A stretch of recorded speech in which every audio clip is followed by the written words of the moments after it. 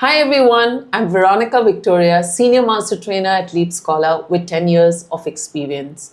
Today I'll be conducting a full-length speaking mock test and provide a clear band analysis to help you understand the mistakes, trends, and how to score higher. So watch this video till the end. Good morning, my name is Veronica Victoria and I'll be your examiner today. Can you tell me your full name, please? My name is Siddhi Diora. And what should I call you? You can call me Siddhi. Great. May I see your identification, please? Certainly, here you are. Are you a student or a working professional, Siddhi? I'm a working professional. Okay, let's start with some questions about your childhood. Did you have an enjoyable childhood? Yes, absolutely. I had a really memorable childhood because I grew up in a neighborhood where all the kids knew one another. We spent hours outdoors playing games, and life felt very carefree compared to today's fast paced lifestyle. Who did you spend most of your time with as a child? I spent most of my time with my childhood friend Arjun. We lived in the same neighborhood, so it was almost impossible not to run into one another every single day. We used to cycle around and play in the neighborhood park. What made our friendship special was that we had the same level of curiosity, so every day felt like it was a little adventure. Looking back, I think those experiences shaped my confidence quite a bit. Do you still keep in touch with that friend? Yes, indeed. We still keep in touch, although not as frequently as before. We both are busy with our careers, but we make it a point to meet at least once or twice a year whenever I visit my hometown. Despite the long gaps, the connection hasn't faded at all. Is there anything you miss about your childhood? I miss the sheer freedom I had. As adults, we're always thinking about deadlines and responsibilities, but when I was a child, the days felt endless and uncomplicated. Okay, now let's talk about your office colleagues. Do you get along well with your colleagues at work? Yes, for the most part. I work with a very supportive team and we communicate openly. That really helps when we are dealing with tight deadlines or complex projects. Do you prefer working alone or with colleagues? I prefer a mix of both. For creative tasks, collaboration is extremely valuable because you get different perspectives from your colleagues. But for analytical work, I'm more efficient when I'm on my own. How important is it to have a good relationship with your colleagues? It's crucial. A positive work environment boosts productivity, reduces stress, and encourages people to take initiative. Poor relationships, on the other hand, can hold back the entire team. Okay, so Siddhi, now I'm going to give you a topic. You will have 1 minute to prepare and you should speak for 1 to 2 minutes. You can make some notes. Okay, this is your notebook and your pen. This is your cue card question. Your 1 minute starts now.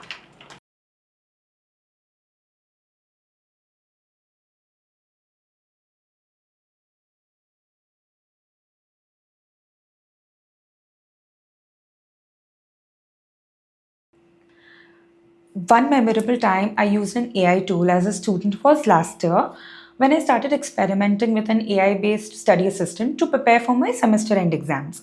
I decided to use it mainly because I was struggling to organize my revision, and a friend recommended that tool could generate summaries and practice questions much faster than I could do on my own. To my surprise, it actually made my study routine far more efficient. For example, when I had to revise long research articles, the AI condensed them into clear, conscious summaries, which saved me a tremendous amount of time. It also helped me brainstorm ideas for my assignments, especially when I felt stuck.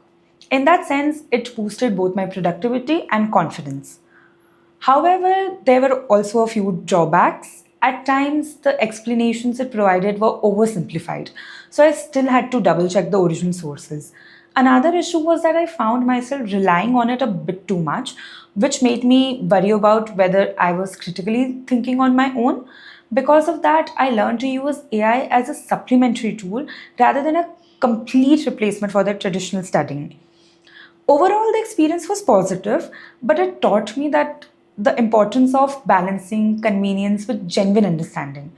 AI can be incredibly helpful for students as long as we stay aware of its limitations. Did the limitations of AI affect your exam performance or understanding of the topic?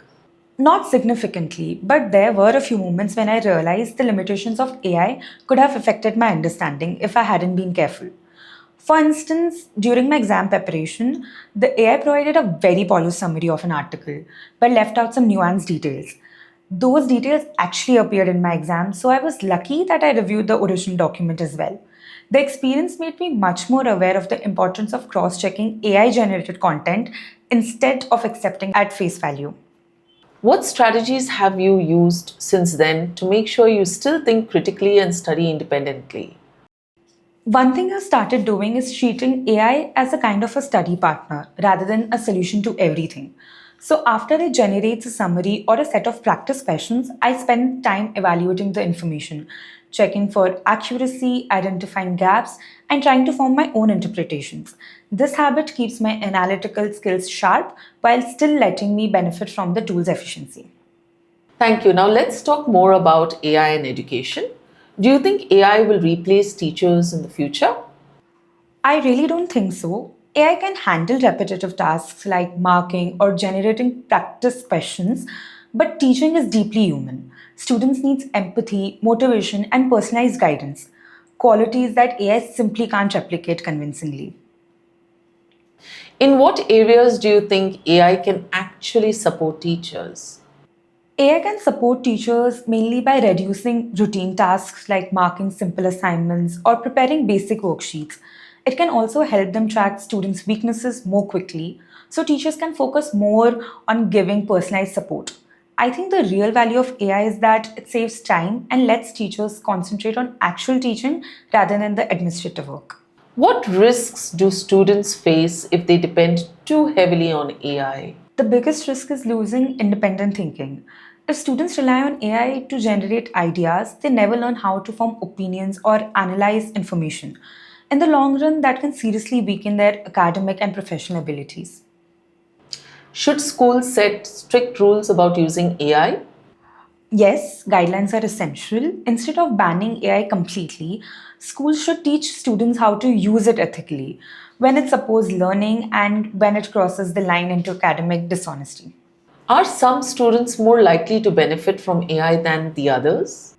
Definitely. Students with learning difficulties, for example, can benefit enormously because AI can repeat its explanation endlessly without losing its patience. But students who lack digital access may fall behind even more. How might artificial intelligence change the future of education?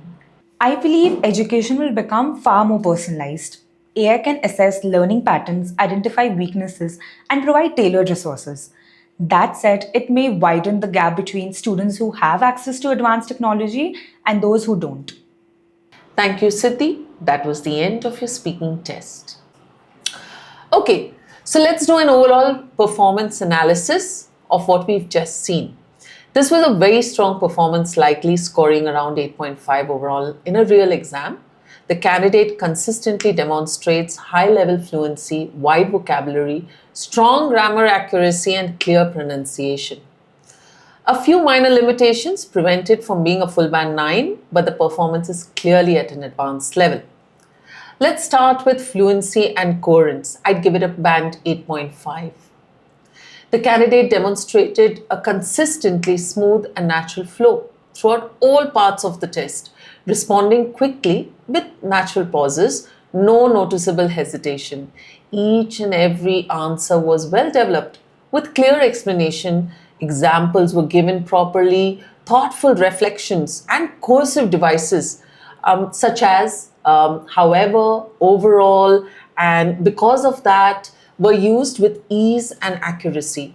The overall structure of responses was highly coherent, with clear beginnings, middles, and conclusions that enhanced clarity and organization. One minor area for refinement is the occasional tendency to elaborate slightly more than necessary. While the explanations were strong and engaging, Band 9 speakers typically deliver responses that are equally clear but a little bit more concise. Now, let's come to lexical resource. I'd give a band 8.5 for that as well. The candidate demonstrated an excellent range of vocabulary using precise topic related expressions such as oversimplified, supplementary tool, cross-checking, personalized guidance, academic dishonesty, and so many more. Collocations were used very accurately. Paraphrasing was consistently strong, and there were no noticeable lexical errors. One small area for further enhancement is that the language, while highly effective, was not fully idiomatic or native-like at every moment. A Band 9 performance typically includes slightly more linguistic subtlety or sophistication. However, the overall lexical control remained very impressive and well within the upper band range. Let's move on to grammar. I'd give her a band 8 for this. The candidate demonstrated an excellent command of complex grammatical structures, including conditionals, subordinate clauses, and well-formed relative clauses such as if students rely on AI, because of that I learned, and that could have affected my understanding. Accuracy remained consistently high across extended responses with very few errors throughout. However, there was an occasional tendency to use long, elaborate sentences that could be streamlined for even greater clarity. A Band 9 performance typically features complex grammar delivered with complete ease and density, without any slips. Nonetheless, the overall grammatical control in this performance was highly impressive. Now let's move on to the last band descriptor, which is pronunciation. I'd give her an 8.5 for this. The candidate's pronunciation was clear, natural, and consistently easy to understand, demonstrating strong control of stress, rhythm, and overall flow. Intonation patterns were logical and well aligned with sentence structure, which made the speech sound confident and well paced. The delivery showed clear phrasing and smooth transitions throughout all parts of the test. While there is still room for the speech to reach the effortless near native characteristic of a full Band 9 performance, the overall clarity and communicative impact remained exceptionally strong. My final verdict is that it was close to a Band 8.5 and only minor refinements separated from a perfect Band 9.